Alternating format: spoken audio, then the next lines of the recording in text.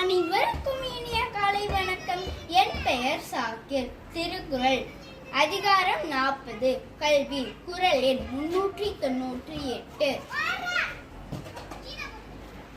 ஒருமைக்கண் தான் கற்ற கல்வி ஒருவருக்கு எளிமையும் ஏமாப்பு உடைத்து. பொருள்: ஒரு தலைமுறையில் பெரும் கல்வி அறிவானது 7 தலைமுறைக்கும் பாதுகாப்பாக இருக்கும். மீண்டும் குறளை வலியுறுத்துகிறேன். ஒருமைக்கண் தான் கற்ற கல்வி ஒருவருக்கு எளிமையும் ஏமாப்பு உடைத்து. பொருள்: என்னுடன் சேர்ந்து குறளை கூறுங்கள். ஒருமைக்கண் தான் கற்ற கல்வி ஒருவருக்கு எளிமையும் ஏமாப்புடைத்து.